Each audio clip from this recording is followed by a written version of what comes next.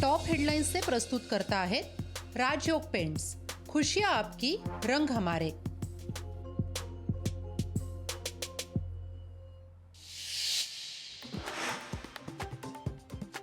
राजू शेट्टी मवियात जाण्याची शक्यता। राजू शेट्टी उद्धव ठाकरेंच्या भेटीला। राजू शेट्टी ठाकरेंसोबत करणार वाटाघाटी। रत्नागिरी सिंधुदुर्गवर शिवसेनेचा दावा कायम। उमेदवार ठरवण्याचे अधिकार एकनाथ शिंदेंनाच। भाजपच्या दावेदारीवर शिवसेनेची प्रतिक्रिया। मोदी शहा ठरवतील तोच उमेदवार असेल। एकनाथ शिंदे अजितदादांची तक्रारच नाही। राधाकृष्ण विखे पाटलांचं मोठं विधान। प्रकाश आंबेडकरांचा लोकसभेसाठी 24 जागांचा प्रस्ताव। उद्धव ठाकरेंना पाठवला प्रस्ताव। इंडिया आघाडीबद्दल नाराजी असल्याची माहिती। इंडिया आघाडीत नितीश कुमारांना मोठं पद। नाराजी दूर करण्यासाठी विरोधी पक्षांचा प्रयत्न। काँग्रेसच्या आगामी बैठकीतही चर्चा होण्याची शक्यता। मराठा आरक्षण उपसमितीची आज मुख्यमंत्र्यांच्या नेतृत्वात बैठक। जरांगेंना उपस्थित राहण्याबाबत पत्रव्यवहार। बैठकीला जाणार नाही जरांगेंची स्पष्ट भूमिका।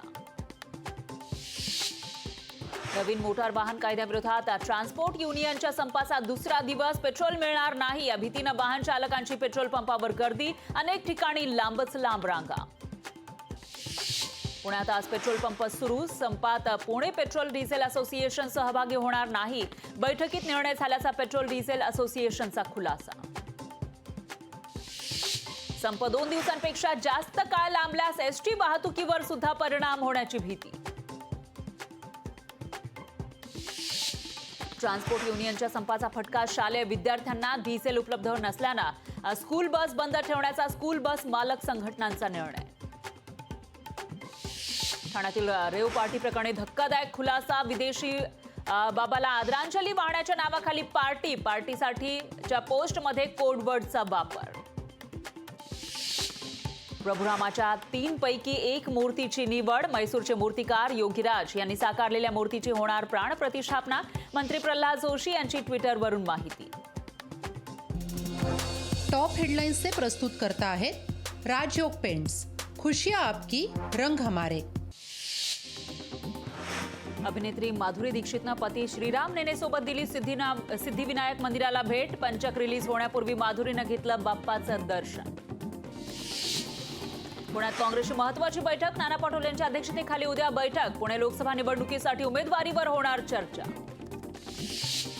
अयोध्या निकालपत्र निनावी ठेवण्याचा निर्णय एकमतानं। एका वृत्तसंस्थेला दिलेल्या मुलाखतीमध्ये सरन्यायाधीश धनंजय चंद्रचूड यांची माहिती। अयोध्येच्या निकालापूर्वी घडलेल्या घटनांना दिला उजाळा। नाशिकमध्ये ट्रक चालकांचा रास्ता रोको। आडगाव ट्रक टर्मिनल जवळ चालकांचं आंदोलन। मुंबई आग्रा महामार्गावर मोठ्या प्रमाणात वाहतूक कोंडी। मुंबईतील शिवडीमध्ये ट्रक चालकांचं आंदोलन। 300 पेक्षा अधिक ट्रक चालक आंदोलनात सहभागी। ट्रक चालकांच्या संपाचा राज्यभरात फटका। ठाणे शहरातील अनेक पेट्रोल पंप बंद। पेट्रोलसाठी रात्री नागरिकांनी केली होती गर्दी। पेट्रोल पंप बंद असल्यामुळे वाहन चालकांची तारांबळ। नागपूरमध्ये ट्रक चालकांचा संपाचा फळ। भाजीपाला मार्केटला मोठा फटका। कोट्यावधींची फळं कळमना मार्केटमध्ये पडू। पेट्रोल डिझेल वाहनांच्या चालकांच्या संपाचा फटका। सरकारी वाळू डेपोला। अहमदनगरच्या श्रीरामपूर तालुक्यातील सरकारी वाळू डेपो बंद। वसईत ट्रक चालकांच्या संपाचा फटका। सर्वच पेट्रोल पंपावर पेट्रोल डिझेलचा तुटवडा। नवीन कायद्याविरोधात ट्रक चालकांचा संप। केंद्र सरकार कांदा निर्यात बंदी उठवण्याची शक्यता। कांद्याचे दर घसरत असल्यानं निर्णय घेण्याचा अंदाज।